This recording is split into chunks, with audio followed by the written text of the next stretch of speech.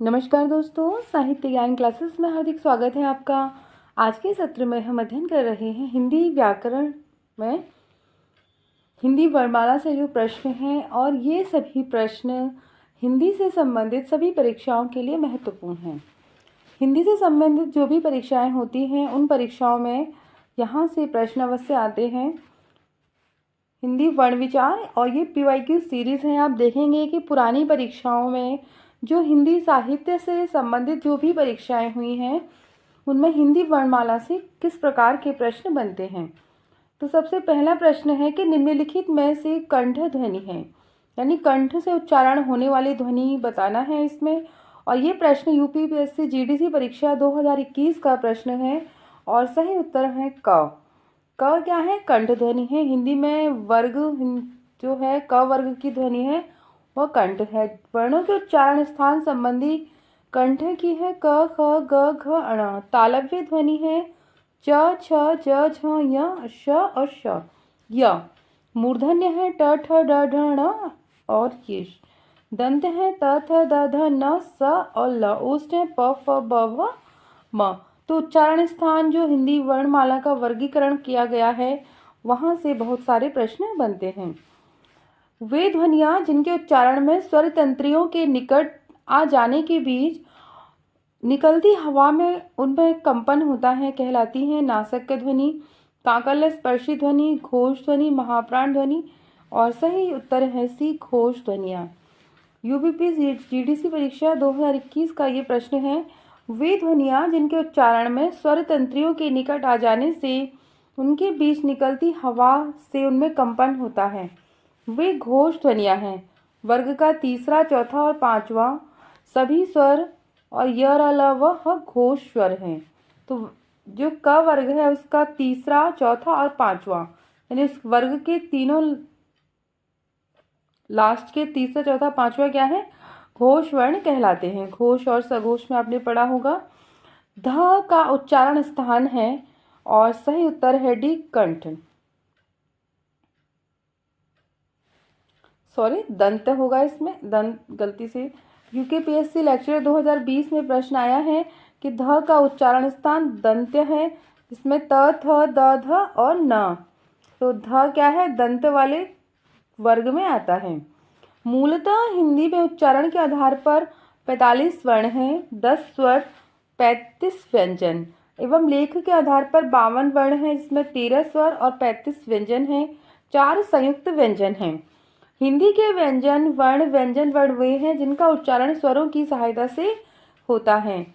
हिंदी में व्यंजन वर्णों की संख्या 33 है, यानी व्यंजन जो है उनकी संख्या 33 है। श्रेणियां हैं स्पर्श व्यंजन, अंतस्थ व्यंजन और ऊष्म व्यंजन। यानी व्यंजन को 3 भागों में बांटा गया है, स्पर्श, अंतस्थ और ऊष्म। स्पर्श व्यंजन ये कंठ, तालु, मूर्धा, दंत और ओष्ठ स्थानों के स्पर्श से बोले जाते हैं। स्पर्श व्यंजन है क वर्ग, जिसमें क ख ग घ ण कंठ से स्पर्श होता है जिनका। और च वर्ग है जिसका उच्चारण स्थान तालु है। तो च छ ज झ य। ट वर्ग है ट ठ ड ढ ण मूर्धा। त वर्ग दंत से उच्चारण स्थान, प वर्ग का ओष्ठ से। निम्नलिखित में से कौन से 2 वर्ण अयोगवाह कहलाते हैं? और सही उत्तर है अंग और अंग। UPSC LT परीक्षा 2020 में प्रश्न आया है।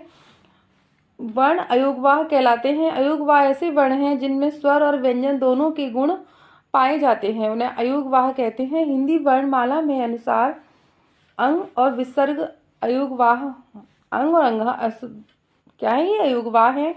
अनुस्वार के उच्चारण में श्वास नाक से निकलती है। अनुस्वार हमेशा स्वर के बाद आते हैं। हिंदी में अयोगवाह की संख्या 2 है, जिन्हें अनुस्वार और अनुनासिक कहा जाता है।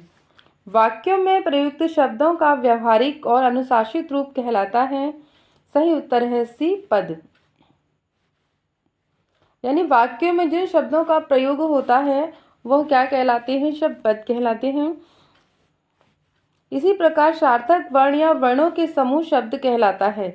शब्द प्राय होते हैं। कोई सार्थक शब्द वाक्य में प्रयुक्त होता है तब उसे पद कहते हैं। व्याकरण के नियम के अनुसार विभक्ति, वचन, लिंग, काल आदि की योग्यता रखने वाले वर्णों का समूह पद कहलाता है।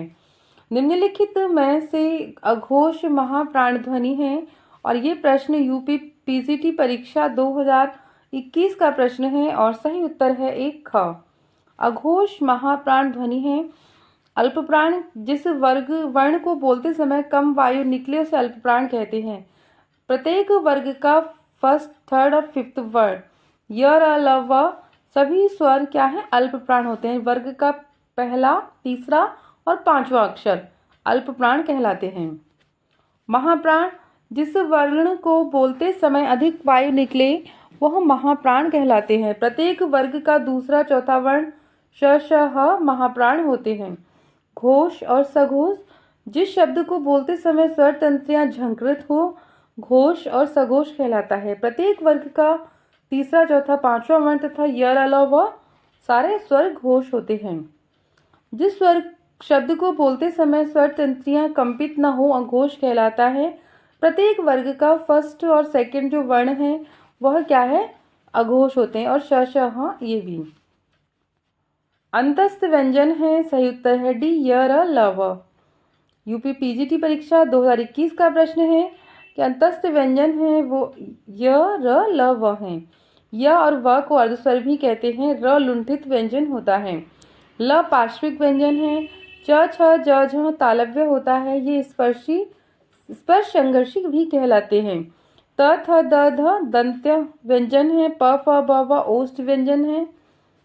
क से लेकर म तक को स्पर्श व्यंजन कहते हैं और वह दंतोष्ठ व्यंजन होता है। वह क्या है दंतोष्ठ है। दांत और ओष्ठ से दोनों से इसका प्रयोग होता है।